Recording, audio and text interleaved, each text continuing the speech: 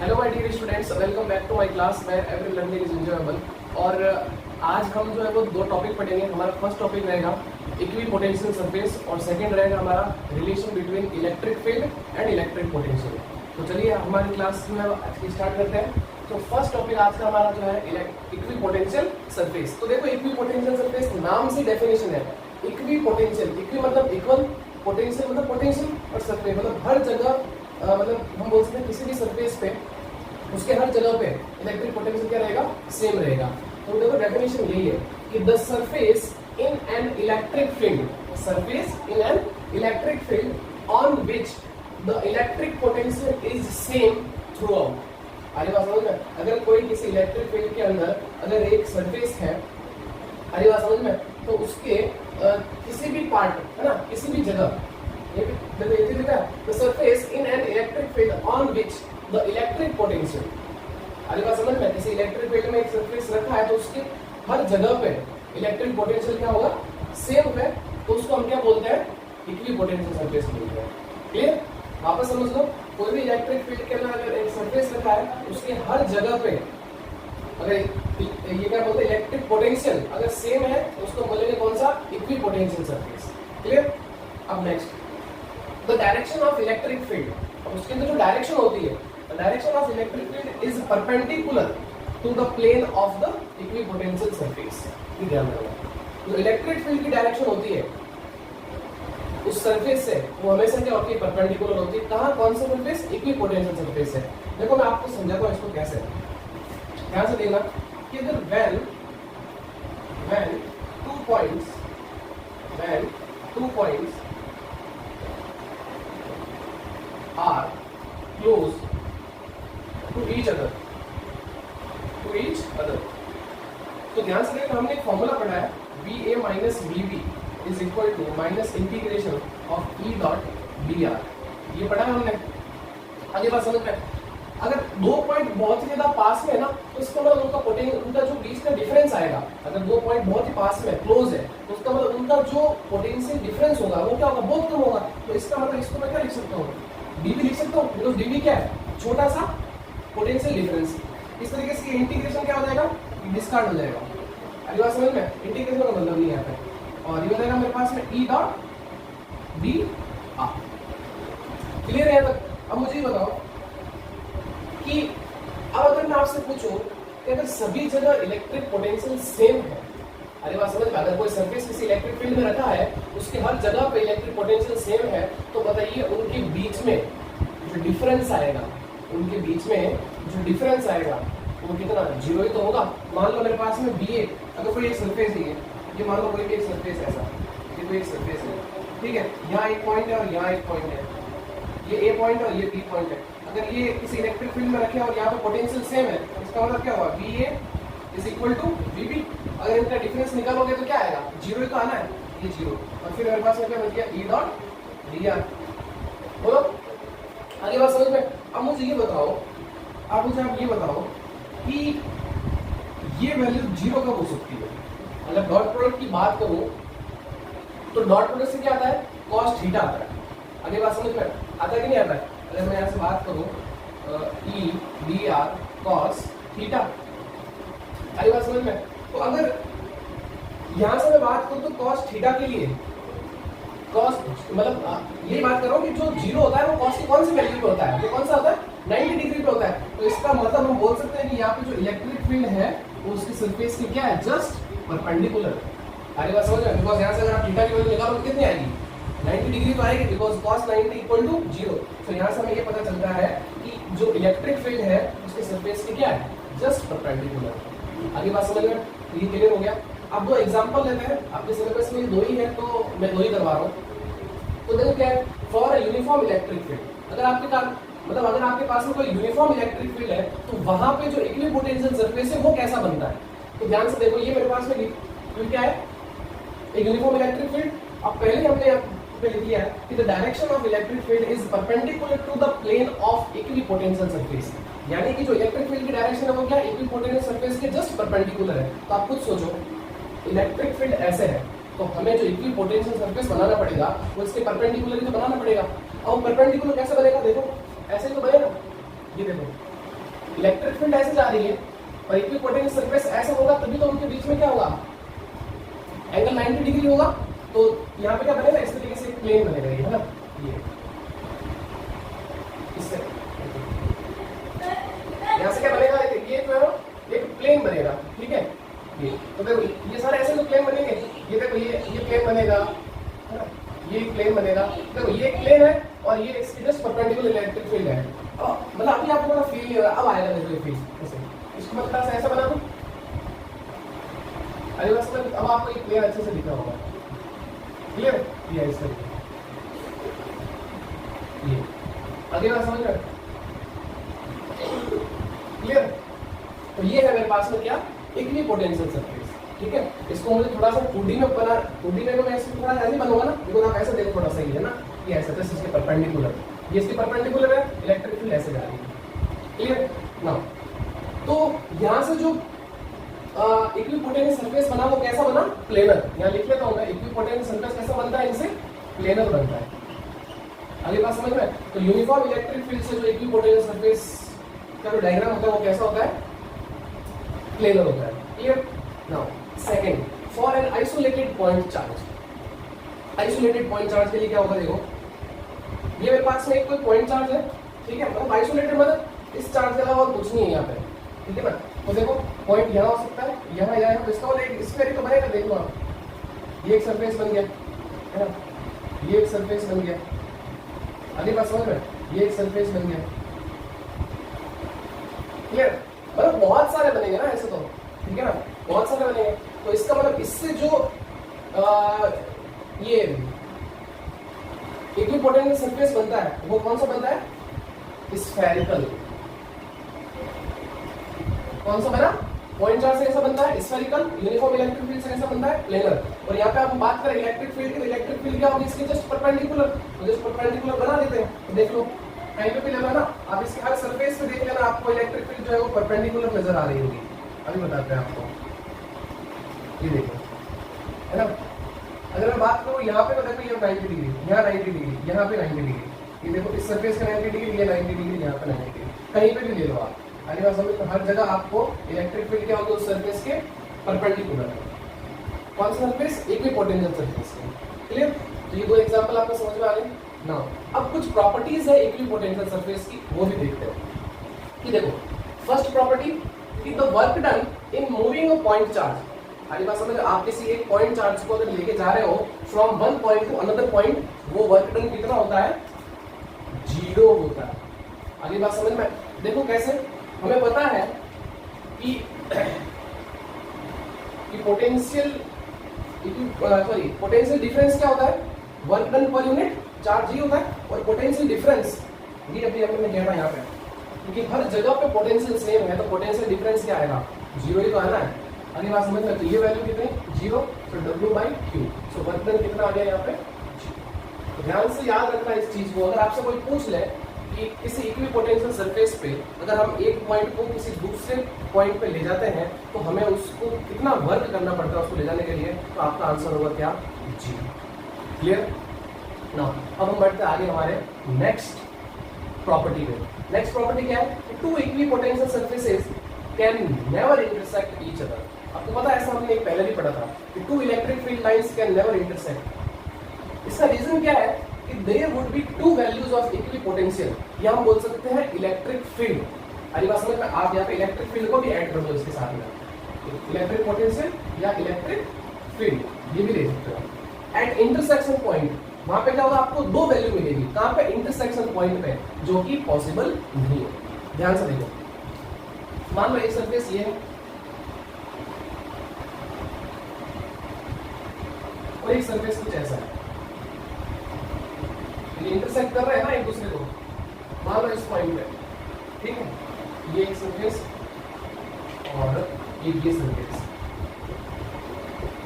और मान लेगा यहाँ पे एक पॉइंट है, ठीक। अब ध्यान से देखना, इस प्लेन की बात करूंगा तो जस्ट जो इलेक्ट्रिक फील्ड होगी वो इसकी जस्ट परपेंडिकुलर, यानी इस डायरेक्शन में ये इलेक्ट्रिक फील्ड, ठीक है। ये सरफेस 1 हो गया, ये सरफेस 2 हो गया, ये तो 2 हो गई, और इस प्लेन के कारण जस्ट क्या होगी, इसकी परपेंडिकुलर, यानी यहाँ पे इलेक्ट्रिक फील्ड कुछ इस तरीके से होगी। तो आप देखो, आपको किसी एक पॉइंट पर कभी दो इलेक्ट्रिक फील्ड की डायरेक्शन होती है क्या? नहीं होती। इसीलिए जो है वो कभी भी दो प्लेन एक दूसरे को इंटरसेक्ट नहीं करते हैं। अगली बात समझ में, आप यहाँ पे भी देखो, कभी भी यहाँ पे भी देखो, तो कभी भी आपको दो प्लेन एक दूसरे को इंटरसेक्ट कभी नहीं करेंगे। अगली बात समझ में क्लियर? बिकॉज क्योंकि वहां पे क्या होगा, दो वैल्यू होगी इलेक्ट्रिक फील्ड की, जो कभी पॉसिबल नहीं है। तो एक पॉइंट पे इलेक्ट्रिक फील्ड की डायरेक्शन एक ही तरफ होती है, दोनों तरफ नहीं होती है। Now third, the surface of a conductor is always equipotential surface. जो कंडक्टर होता है ना, जो कंडक्टर होता है उसके मतलब उसका जो सरफेस होता है कंडक्टर का, वहां पे जो ये क्या बोलते हैं, इक्विपोटेंशियल सरफेस, वो क्या होता है? Always the surface of conductor is always equipotential surface. यानी कंडक्टर का सरफेस क्या होता है? ऑलवेज इक्विपोटेंशियल सरफेस होता है। बिकॉज कैसे? क्योंकि जो कंडक्टर होते हैं उसके पूरे वॉल्यूम में जो बोलते हैं पोटेंशियल, वो क्या होता है? सेम होता है इसके। तो आप ये याद रखना इस चीज को कि जो कंडक्टर होता है, जो कंडक्टर का जो सरफेस होता है वो क्या होता है? इक्विपोटेंशियल सरफेस होता है। क्लियर? सो इक्विपोटेंशियल सरफेस आपको समझ में आ गया। यानी इक्विपोटेंशियल ऐसा सरफेस कि जो किसी इलेक्ट्रिक फील्ड में अगर कोई एक सरफेस रखा है उसके हर एक पॉइंट पे पोटेंशियल सेम होता है, तो ऐसे सरफेस को हम क्या बोलते हैं? इक्विपोटेंशियल सरफेस बोलते हैं। और जो डायरेक्शन होती है इलेक्ट्रिक फील्ड की, वो इक्विपोटेंशियल सरफेस के जस्ट परपेंडिकुलर होती है। क्लियर? तो फटाफट स्क्रीनशॉट लीजिए, फिर हम आगे बढ़ते हैं। हमारा नेक्स्ट टॉपिक जो है relation between electric field and electric potential. तो चलिए स्टूडेंट्स, अब हम स्टार्ट करते हैं हमारा अगला टॉपिक जो है relation between electric field and electric potential. तो देखिए इसको स्टार्ट करते हैं। तो हमने ये पढ़ा है कि potential difference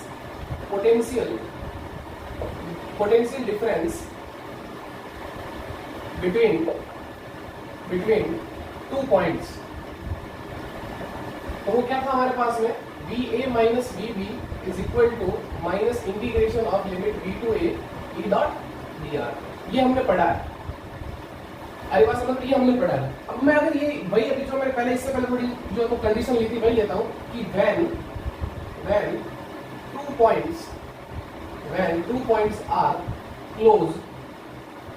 points are close, to each other, तो इसका मतलब उनके बीच में जो डिफरेंस आएगा वो क्या आएगा? बहुत स्मॉल आएगा। तो इस क्वांटिटी को जो है वो मैं कुछ इस तरीके से लिख सकता हूँ।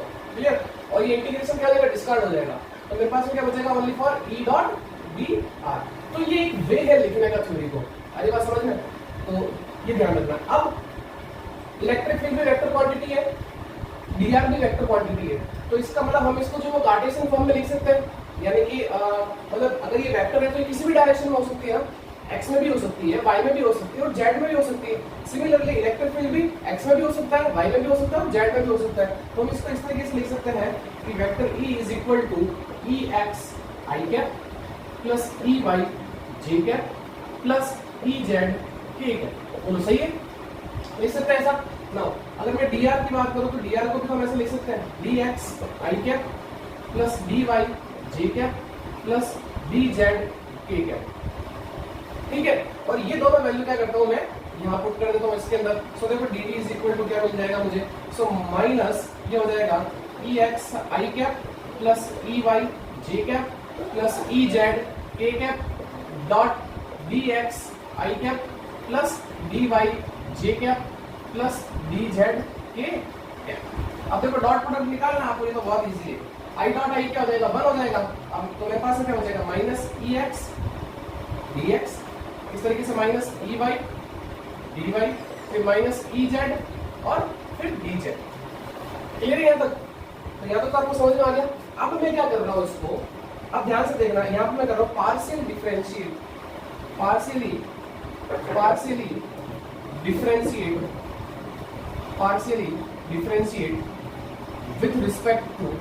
with respect to x, partially differentiate with respect to x। तो देखो इसका मीनिंग क्या हुआ? अरे बात समझ में? इसका मीनिंग यह है कि जब इसको डिफरेंशिएट करोगे तो ओनली किसके रिस्पेक्ट में करोगे? x। मतलब जहां x आ रहा है सिर्फ आपको उसी को डिफरेंशिएट करना है, बाकी सबको क्या मानना है? कांस्टेंट मानना है। तो यहाँ पे देखो x के अलावा और क्या है? y और z, तो वो क्या होंगे यहाँ पे? कांस्टेंट होंगे। अगली बात समझ में? अगर ये कांस्टेंट है तो इनकी जो डिफरेंस आएगा यानी कि डी वाई की बात करूं ये भी 0 होगा और डी जेड की बात करूं तो ये भी तो 0 होगा, क्योंकि डिफरेंस डी वाई क्या है, डिफरेंस इतना है, और वाई क्या है, कांस्टेंट है हर जगह। ये मतलब पार्शियली डिफरेंशिएट जब हम करते हैं तो ये चीज ध्यान रखना, बायो वालों को ये चीज नहीं लग रही होगी, अरे बात समझ में। सो जब हम पार्शियली डिफरेंशिएट करते हैं तब बाकी बचे हुए जितने भी मेरे पास में कंपोनेंट है वो सारे क्या हो जाते हैं, कांस्टेंट हो जाता है। तो इसका मतलब क्या, वाई और जेड क्या हो जाएंगे, कांस्टेंट हो जाएंगे। तो उसका मतलब डी वाई भी 0 आएगा और डी जेड भी 0 आएगा। क्लियर, आगे बढ़ते हैं। तब देखो जब मैं इसको डिफरेंशिएट करूंगा तो पार्शियली डिफरेंशिएट को जिस तरीके से लिखता है del V by del X, इसको क्या पढ़ता है अपन, डेल पढ़ता है, ठीक है ना, del V by del X. So यहां से मेरे पास में dx का डिफरेंशिएट करेंगे तो मेरे पास में क्या बचेगा, ओनली फॉर ex तो बचेगा। तो dx को डिफरेंशिएट कर रहे हम तो क्या बचेगा मेरे पास में, ओनली ex, ये मेरे पास। क्लियर, और ये तो क्या होगा, 0 0 होगा। आगे बात समझ में। अब इसी तरीके से अब अगेन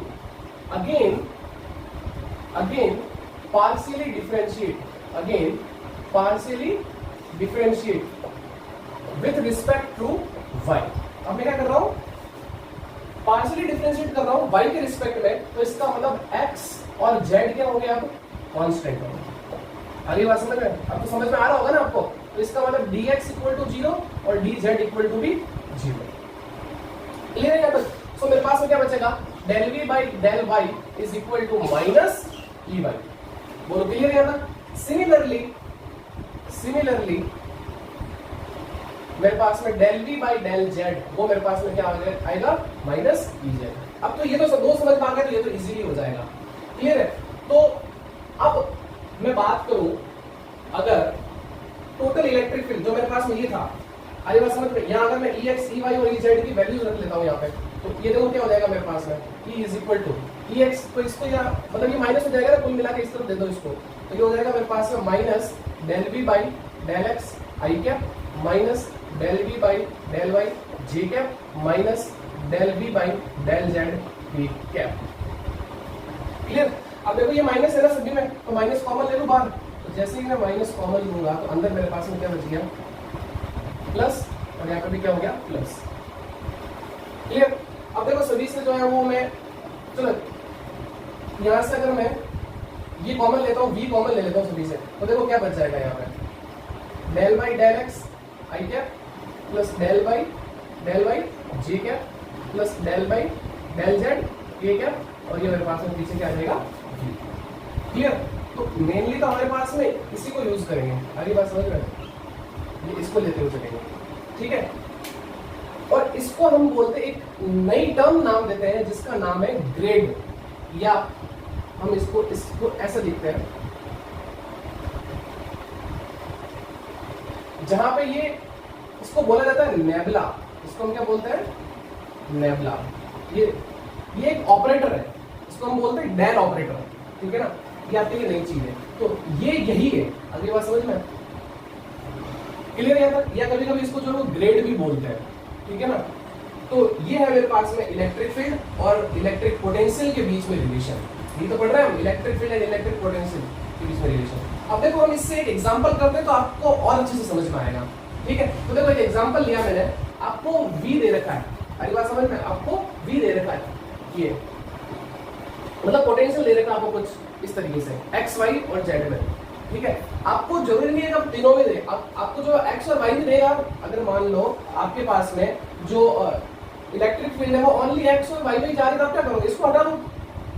अरे बात समझ, तीनों में जा रही है तो तीनों को लिख लो, क्या फर्क पड़ता है। अरे बात समझ में, अगर आपके पास में ओनली x और y के ही वेरिएबल है तो आप इसको थोड़ी लिखोगे, तीनों है तो तीनों लिख लो, क्लियर।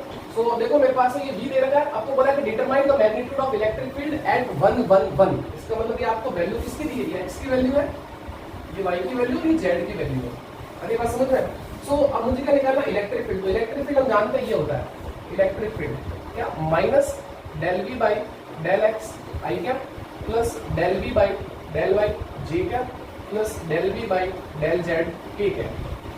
क्लियर। तो मुझे क्या क्या निकालना पड़ेगा, तो del v by del x निकालना पड़ेगा, तो ये लो मैं निकालता हूँ यहाँ पे del v by del x। तो देखो इसको कैसे सॉल्व करते हैं, ध्यान से देखना।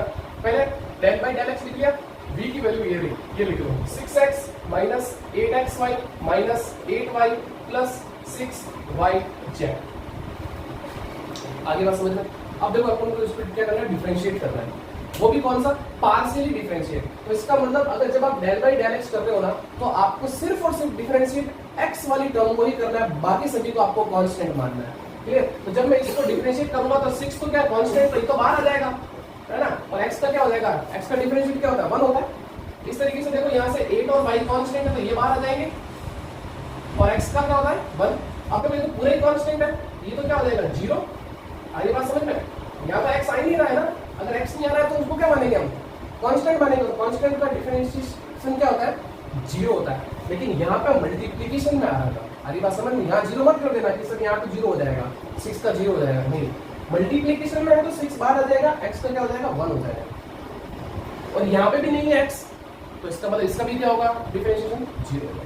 तो इसका मतलब del v by del X मेरे पास में क्या आ गया, 6 माइनस 8। क्लियर? इसी तरीके से हम निकालेंगे del v by del y। तो del by del x 6x minus 8xy minus 8y plus 6yz। अब करो किसके रिस्पेक्ट में, y के रिस्पेक्ट में करेंगे, और x और z क्या होंगे मेरे लिए, कांस्टेंट होंगे, और भी कोई टर्म होगी तो वो भी क्या होगी, कांस्टेंट होगी। सॉरी, तो देखो यहाँ पे y आ ही नहीं रहा है, ये तो 0 हो जाएगा, यहाँ y आ रहा है, ये मल्टीप्लिकेशन में है, तो इसका मतलब मेरे पास में क्या बचेगा 8x, y का क्या हो जाएगा 1। अगर मान लो यहाँ पे y स्क्वायर होता तो क्या करते हैं, पावर आगे आ जाती, और पावर में हम क्या करते हैं, एक माइनस कर देते हैं। क्या आपने 11th में तो बहुत अच्छे से पढ़ा है नॉर्मली कि x की पावर n का डिफरेंशिएशन कैसे करते हैं, x की पावर n का हम जो है वो इंटीग्रेशन कैसे करते हैं, तो ये चीज आपको बेसिक आनी चाहिए। ठीक है? अब यहाँ बात करें तो यहाँ देखो ओनली जो है वो 8 और y है, तो इसका मतलब 8 कांस्टेंट है तो 8 बाहर आ जाएगा, क्लियर, और y का 1 हो जाएगा। और इस तरीके से प्लस यहाँ पे देखो y का 1 हो जाएगा और 6z बचेगा। तो इस तरीके से जो है हम डिफरेंशिएट करेंगे। क्लियर? ये 6z है, 6z। ठीक, अब हम निकालते हैं del v by del z। Del v by del z के लिए देखो वही 6x minus 8x y minus 8y plus 6yz। तो अब देखो यहाँ z नहीं आ रहा है 0, यहाँ पे भी नहीं आ रहा है 0, बिकॉज क्यों, कांस्टेंट। यहाँ पे भी नहीं आ रहा है 0, क्योंकि हम किसके रिस्पेक्ट में कर रहे हैं, z के रिस्पेक्ट में। यहाँ z आ रहा है तो z का तो 1 हो जाएगा और 6y बचेगा मेरे पास में। क्लियर? ये सारी वैल्यूज यहाँ रख दो इसके अंदर, तो देखो मेरे पास में क्या होगा, minus del v by del X कितना आया, del v by del X आया मेरे पास में 6 माइनस 8y, और ये मेरे पास में आई कैप, फिर plus del v by del y कितना आया, ये मेरे पास minus 8x minus 8 plus 6z, और फिर ये j कैप, और फिर plus del v by del z कितना आया 6y, ये 6y ठीक है। क्लियर? अब आपको क्या दिया है यहाँ पे क्वेश्चन के अंदर, एट 1 1 1 आपको x y z की वैल्यू दी है ना, यहाँ पे देखो यहाँ लिख लेता हूँ मैं एट 1 1 1, तो x y और z की जगह हम सभी की जगह रखेंगे 1 रखेंगे। तो देखो मेरे पास में क्या आएगा, e इज इक्वल टू, यहाँ से यहाँ 1 रखूंगा तो 6 माइनस 8, तो मेरे पास बचेगा कितना, माइनस का 2 आई कैप, ये तो बचेगा, यहाँ 1 रख दिया तो 6 माइनस 8 माइनस 2 आई कैप, यहाँ पे 1, यहाँ पे भी 1, तो देखो माइनस 8 और माइनस 8 कितना हो जाएंगे 16, माइनस का 16 और उसमें से 6 चले जाएंगे, तो बीच बचेगा मेरे पास में 10 जे कैप माइनस 10 जे कैप। क्लियर? और यहाँ से मेरे पास में 1 रखूंगा, यहाँ पे बचेगा मेरे पास में 6 ए। क्लियर? अब मुझे क्या निकालना है, इसका मैग्नीट्यूड निकालना है, तो मैग्नीट्यूड निकालने के लिए तो मैं यही तो करूंगा, स्क्वायर रूट, ये तो माइनस 2 का होल स्क्वायर, या इसको ऐसा करो पहले, इसको इसको ऐसा करो, ये माइनस जो दिक्कत कर रहा है ना, इसको भी हम क्या करते हैं, अंदर शिफ्ट कर देते हैं। सो e इज इक्वल टू हो जाएगा मेरे पास में 2 आई कैप प्लस 10 जे कैप और फिर माइनस 6 टी कैप। ठीक है? अब मैं इसका मैग्नीट्यूड निकाल लेता हूँ, तो देखो क्या आएगा, 2 का स्क्वायर 4, 10 का स्क्वायर 100, और ये मेरे पास में 6 का कितना 36। क्लियर? और ये मेरे पास में vector E is equal to 100 और कितना आ गया 140 वोल्ट पर मीटर। ये आया मेरे पास में मैग्नीट्यूड इलेक्ट्रिक। इस तरीके से जो है वो हम क्वेश्चंस को सॉल्व करते हैं। अगली बात समझ में, तो ये रिलेशन आप अच्छे से नोट कर लेना, फिर हम जो है वो इसके बाद में आगे बढ़ेंगे। ठीक, तो फटाफट इसका स्क्रीनशॉट लीजिए। सो स्टूडेंट्स, हम अब एक और एग्जांपल करते हैं relation between electric field and electric potential से रिलेटेड। तो देखिए एग्जांपल कुछ इस तरीके से है कि आपको इलेक्ट्रिक पोटेंशियल दे रखा है, electric potential in an electric field is given as V equal to 343/r volt, then displacement vector आपको दे रखा है ये r। तो आपको क्या करना है, इलेक्ट्रिक फील्ड को जो है वो कैलकुलेट करना है, यानी कुल मिला के मुझे जो है वो वेक्टर E को जो है वो कैलकुलेट करना है। क्लियर? अभी हमने जो एक रिलेशन पढ़ा था कि dV is equal to minus EVR। अगर मुझे इलेक्ट्रिक फील्ड निकाला, इसको नीचे लेके आ जाता हूं तो मेरे पास में E इज इक्वल टू आ जाएगा माइनस का dV/dr। अरे बात समझ में? यानी ये क्या बताता है कि आपका जो पोटेंशियल है वो क्या हो रहा है, डिक्रीज हो रहा है in the direction of electric field. अरे बात समझ में? इससे आपको क्या पता चलता है, इसको हम पोटेंशियल ड्रॉप भी बोलते हैं। ड्रॉप मतलब कम होना, ठीक है। तो अब मुझे क्या करना, वेक्टर ही निकालना है, बिकॉज क्योंकि ये आपको किसी तरह का वेक्टर में दे रखा है। तो अगर मैं यहाँ पे वेक्टर लगाऊंगा तो आपको पता है कि वेक्टर के पास में क्या होता है, तो उसका मैग्नीट्यूड होता है और उसकी डायरेक्शन होती है। तो डायरेक्शन को हम किससे लिखेंगे, r कैप से लिखेंगे, बिकॉज ये तो है डिस्प्लेसमेंट, ठीक है। तो r कैप, अब आपको पता है कि r कैप को भी हम कैसे लिखते हैं, माइनस dV/dr। इसको हम लिखते हैं vector r upon magnitude r। Clear? तो इसको मैं जो है इक्वेशन नंबर 1 दे देता हूँ। अब मैं क्या निकालता हूँ, पहले dV/dr निकाल लेता हूँ। सो देखो dV/dr, dV/dr कैसे निकालेंगे, तो d/dr, v की वैल्यू आपको क्वेश्चन में दी है कितनी, 343/r। क्लियर? तो अब देखो 343 का कांस्टेंट बाहर आ जाएगा 343। तो ओनली फॉर डिफरेंशिएट किसको करेंगे हम, 1/r, और 1/r कैसे लिख सकते हो मैं, r की पावर -1। क्लियर? अब डिफरेंशिएट करेंगे तो पावर को आगे लेके आएंगे और पावर में क्या करेंगे हम, एक माइनस कर देंगे। तो ये हो जाएगा मेरे पास -343 और ये हो जाएगा r की पावर -2। यानी अल्टीमेट हम इसको ऐसा लिख सकते हैं dV/dr is equal to minus 343/r²। तो ये dV/dr आ गया। क्लियर? ये क्या करता हूँ मैं, यहाँ पर रख देता हूँ इसके अंदर। तो देखो क्या होगा, और ये हो जाएगा मेरे पास में E इज इक्वल टू, ये माइनस तो पहले से ही है, ये माइनस 343/r²। क्लियर? और ये मेरे पास में वेक्टर r अपॉन r। या इसको अगर मैं जो है वो यहाँ पे मैग्नीट्यूड r लिखूं या r लिखूं, एक ही बात है, बिकॉज क्या हो तो उसका मैग्नीट्यूड ही है ना। तो ये मेरे पास में देखो कितना हो जाएगा, r³ हो जाएगा। या हम इसको ऐसा भी लिख सकते हैं, या मैं इसको ऐसा लिख लूं, इसको तो यही रहने दो, इसको मैं ऐसा लिख दूं मैग्नीट्यूड r का होल स्क्वायर, एक ही बात है। अगली बात समझ में? तो थोड़ा तो उसका स्क्वायर ही, और मैग्नीट्यूड है तो मैग्नीट्यूड का फिर और भी स्क्वायर दोगे तो क्या फर्क पड़ेगा। अरे बात समझ, तो ये इसका मतलब भी सेम है। तो ये कुछ इस तरीके से हो जाएगा, माइनस माइनस से प्लस हो जाएगा, ये हो जाएगा 343 अपॉन मैग्नीट्यूड r का क्यूब और फिर ये वेक्टर r। अब देखो मैग्नीट्यूड कैसे निकालेंगे, ये तो आपने पढ़ा है 11th के अंदर बहुत ही अच्छे से। वेक्टर r दे रखा आपको 3 का स्क्वायर प्लस 2 का स्क्वायर प्लस -6 का स्क्वायर। तो ये मेरे पास में कितना हो गया, देखो 3 का 9, 2 का स्क्वायर 4 और फिर 36, यानी आ गया मेरे पास में 49, और 49 का स्क्वायर रूट कितना, 7। क्लियर? तो ये मेरे पास मैग्नीट्यूड आ गया कितना, 7। ये वैल्यू मैं यहाँ रख देता हूँ। तो मेरे पास में देखो vector E is equal to 343 divided by 7 का क्यूब और r वेक्टर आपको ये दे रखा है यहाँ पे 3i प्लस 2j -6k। तो देखो 7 का क्यूब कितना होता है, 343 तो होता है, तो ये कट जाएगा, आपके पास में फाइनल आंसर आ जाएगा 3i plus 2j -6k volt पर मीटर या न्यूटन पर कूलम, जो आप लिखना चाहो वो लिख सकते हो।